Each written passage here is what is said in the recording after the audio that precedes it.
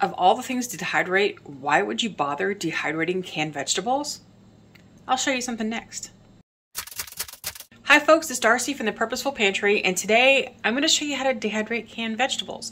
Now, for the most part, you don't need to. There's no reason to. The canned vegetables last for years on the shelf, even another year or so past their expiration date. So this isn't an issue of dehydrating canned vegetables because you need to save them. Sometimes it's for convenience. Sometimes it's because you need to get the stock done out of your pantry to make room for something else and to continue to adjust as your season flows. And sometimes it's because you can. So let me show you how we get started doing it and then what we do with it after, because that's important too. Okay, I'm going to start this by saying canned dehydrated food is not the best choice for doing dehydrated product. It's not the freshest. It's not necessarily going to be the best texture once you've dehydrated it to put it into anything else, or it needs to go into something that's going to cover it really well. But it's not an unusable way of getting food to be able to dehydrate to put by. Now, a lot of nutrients are replenished with the canning process. We all know that. And over time, as it stores in your can, depending on how far past the best by date you go, and we'll talk about best by dates in just a moment, food begins to degrade and lose its texture, lose its taste, sometimes its nutrients. And so it's not always the best choice to create a dehydrated pantry, but it is an excellent way to use up the canned foods you have in your pantry that you might need to use up, that you might not otherwise have access to locally to be able to even get those vegetables to put into your pantry dehydrated. And so it's a great chance to use something different. So I just went and grabbed a bunch of cans out of my pantry to be able to do this, to show you how all of these will work, what they'll look like, the process of doing it. And then I wanted to talk about the dates on the cans. Now, for storage, for long-term storage, it's best to have cans that are full tops instead of pop tops like this. These do not store as long as a full top does. Also, even the government says that cans are good for a year to two past their best by date, because that best by date that's on your can is the perfect, is the peak of the freshness in the can.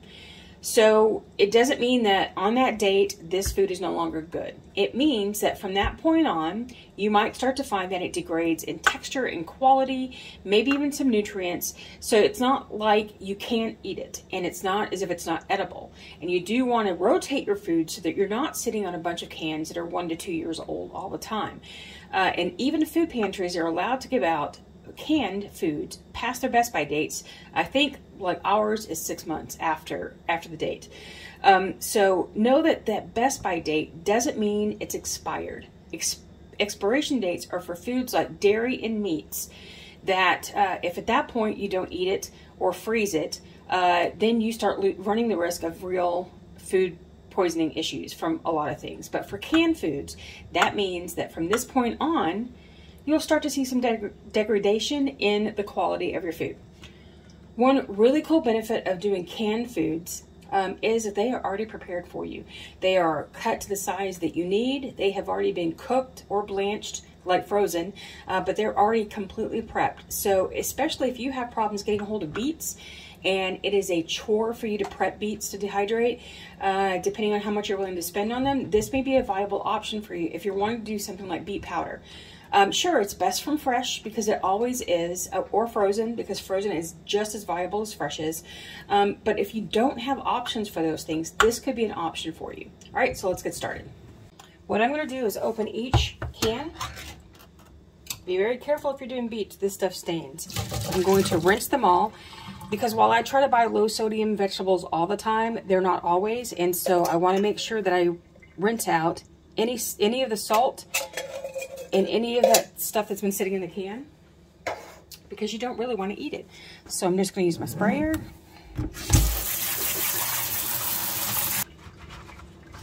And then for this tray, this will be the only one I do this with, I am going to use a fruit leather sheet.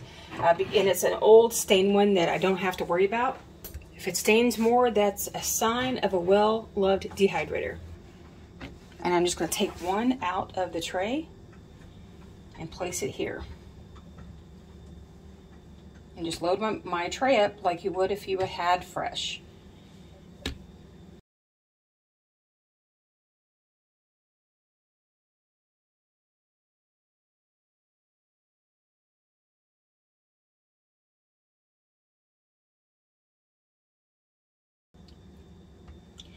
Now you're going to ask me, why don't I just put those directly onto the wire tray? Why do I put a protector on it?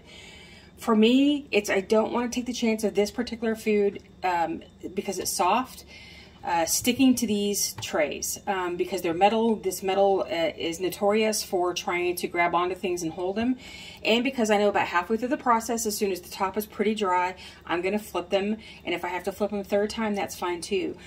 Because this large surface area needs to be flipped in order to help it dry thoroughly all the way through. I don't have a problem with that.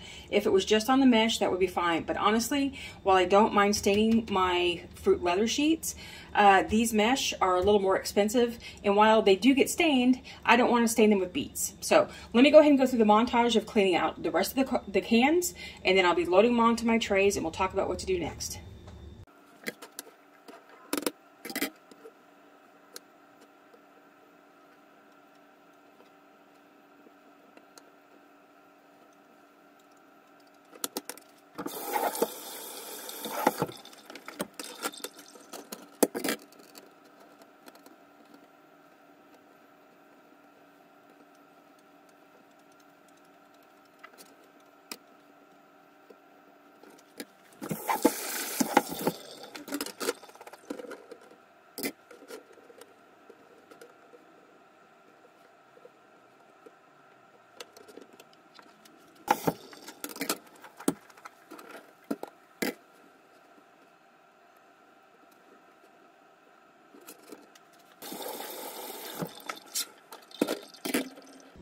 Okay, when I did the potatoes, I should have rinsed them out a little more because the starch from that potato, as it cans, it creates a ton of starch. The same way you can see here, I don't know if you can see it here, on the sweet potatoes, if you can see right here where there's a lot of starch left over in those cans, and I should have rinsed off the potatoes a little more. It doesn't matter. It's just extra starchiness that can kind of, it's just there. So for these sweet potatoes, they are so thoroughly cooked. But what I'm going to do is I'm going to go ahead and cut down a couple of the really big pieces because that way they tend to dry at the same time and it gives you a more efficient dry time. Okay, so we are good there. You know, I'll keep cutting these down like crazy if I just keep at it. So, are we ready to get started? Okay, so you can see I have corn. Oops, let's try that again. Okay, so now you can see we have corn, green beans, yams, beets, carrots, and potato dices. All right, what I did is I set my machine up for the things that I think might take the longest to go right in the middle, because that's while cabinet style machines are really great about making sure air gets across all things equally versus a stackable that the stuff on top tends to dry faster than on bottom, which is why you have to rotate trays. A cabinet style kind of gives you more of an even dry. However, just because the way it works, the stuff on the very bottom and the very top tend to not dry as quickly as the stuff in the middle. So I'm putting the things that I think are going to take longer to dry right in the middle, but I can easily rotate if I need to. I am going to come through here and flip these beets about every 2 to 3 hours, just to make sure that I get them completely dry. So I'm going to set this at 125.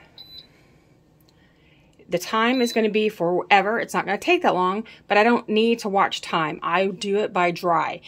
First, let me take a moment to thank our sponsors, me. I had just released a dehydrating magnet that is the dehydrating temperatures that you need to use for most foods that will stick on your refrigerator or on your stainless steel dehydrators. There's also a sticker version of this that's available that if you'd like to stick it onto your plastic machines or in your, maybe in your recipe binder, that would be a good place for it to go. I'll give all the information about how to order this down below. It's available in the US and worldwide. Watch this.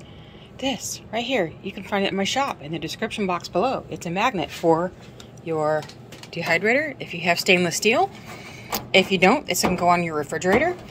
Okay, so let's go with the results. Corn, green beans. It's hard to see in this light. They are dark green, not brown. Well, yeah, I mean, I guess you could say they're brown too, but these are super dark green. Because they've been so processed in the canning phase, this is how they look when they're all done. Turn the machine off because that will help. And here are our sweet potatoes. crispy. They're going to feel a little leathery at first while they're still warm. Then we have our beets. You can see how the beet juice that's left over from the can is there, but these are crispy little beet chips. They're going to be warm right now because they're still, I mean, they're going to be bendy because they're warm, but as they cool off, I'll show you in a minute, they start to crisp up, and even then, this one's already started. This is why I recommend for beets, protecting your sheet, your trays. Whether you're using mesh trays like this or whether you have plastic trays, this is why I suggest using some kind of liner, parchment paper, or an old fruit leather sheet. Then we have our, what was this? Carrots. Sorry, I'm looking at them going, I don't even recognize that. So these are our carrots. They shrink down a lot. And then here are our potato bits. Okay, now that we're done, we're going to go ahead and go to the next phase of what we're working on with this project. The carrots, all I have to do is just kind of run my hand over them and they come right off the mesh. They're not really sticking. So I do that first, or you can just bend your mesh, and then I'm going to go ahead and put them in a jar. So what I'm creating right now, I can lovingly call my casserole mix.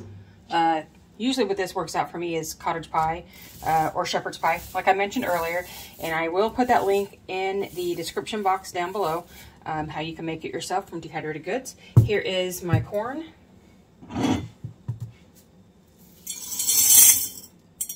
Then we'll do the green beans, a little layering. Well, you can't really see it because it's amazing how the quantity, even though they weigh the same, the actual volume of what comes in the can is always just a little different. So you get a lot of corn and only a few carrots. So then here are our green beans. And now our potatoes.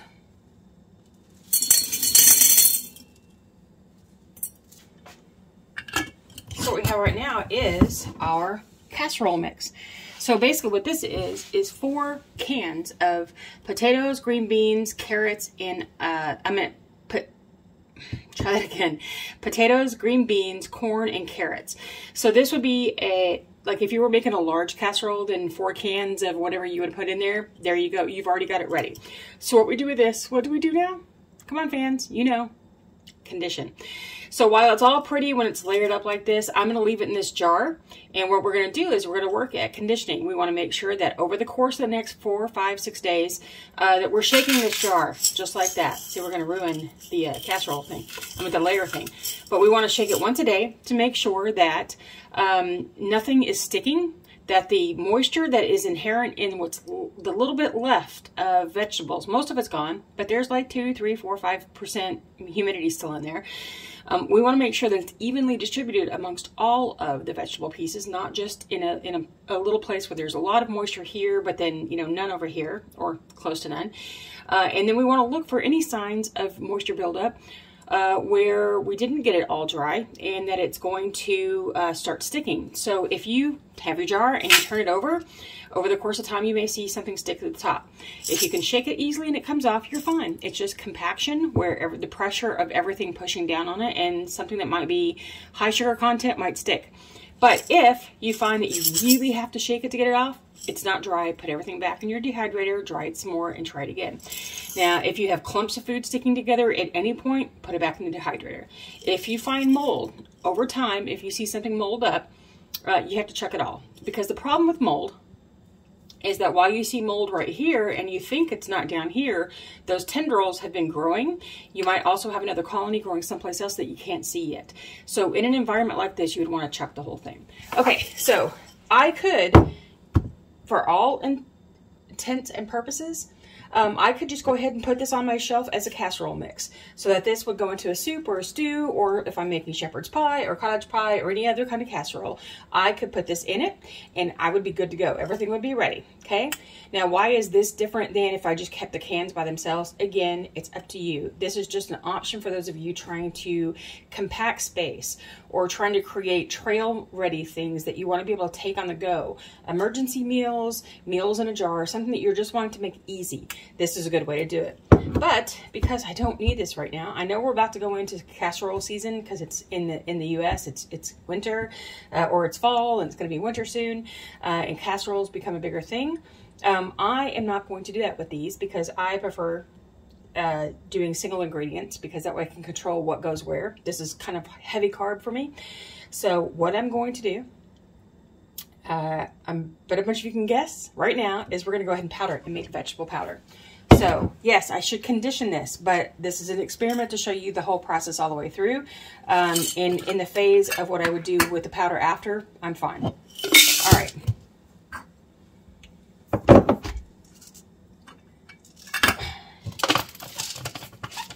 All right, so here we go. Leftover from my last batch.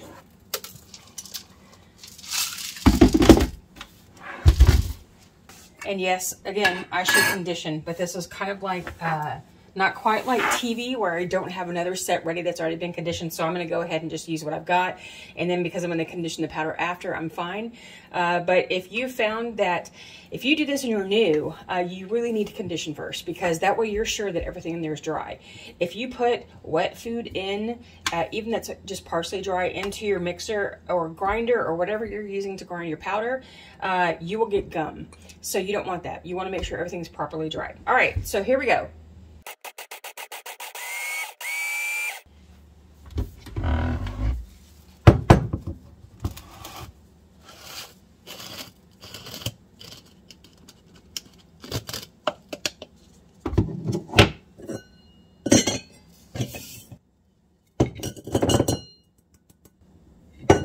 So that you can get a better idea of what this looks like. Let's see if we can get it to focus right here. This is vegetable powder.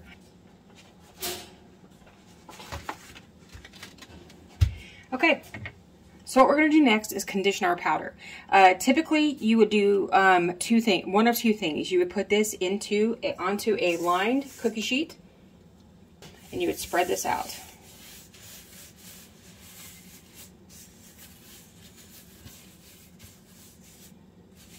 If you have a gas oven, you can just put this into your oven as it is, because it typically runs a little warm in there all the time.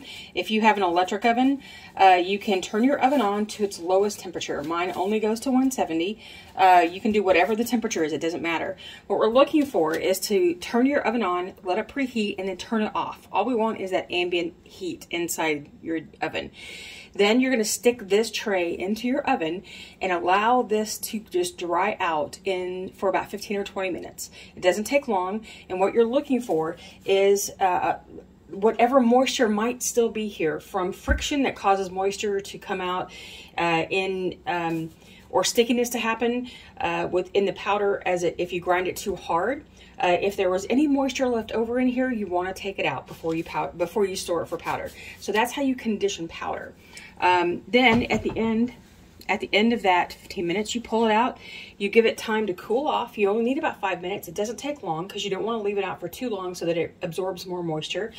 Just then break it back up, because you might find that yours develops kind of a crust to it. It kind of feels like maybe it's all clumping, but it's not clumping, okay? So all you have to do is just pick up your finger, just run it through with your fingers and it'll be fine. Then you put it back into your jar. And I want to bring the other two pieces to you so that you can see. All right, our beet chips, but they are crisp. They are ready to be stored.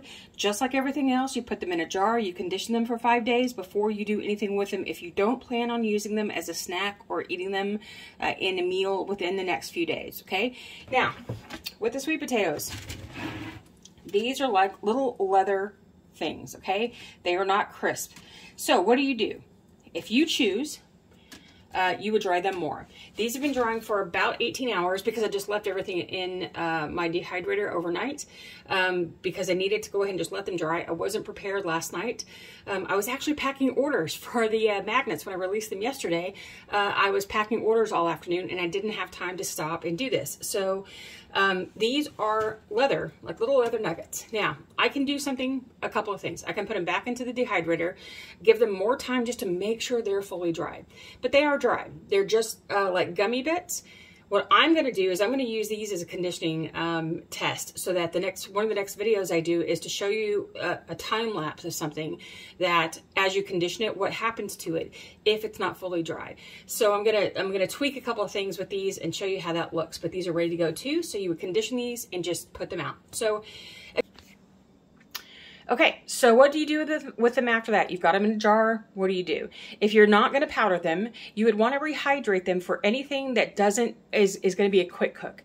So if I was going to put these in shepherd's pie, I would actually rehydrate them first, then put them in the pie and let it cook. It doesn't have enough moisture in that kind of casserole to allow them to fully rehydrate, and you might get crunchy or chewy bits in there. Now, if you're putting these in a soup or a stew, they only need time to rehydrate. Because they're not coming from fresh, they've already been cooked. They just need time to absorb that water and warm up. So it won't take that long at all. If you were doing a fresh carrot and a fresh corn and fresh green beans to dehydrate and then put them back into something, they're still going to need a little time to cook because you didn't cook them first. So that's what makes this easy too, is that canned dehydrated vegetables don't need all that time to cook while they're rehydrating. So I hope this helps. If you want to see other canned foods that you can do here, I did like a how to do black beans here with a meal in a jar recipe.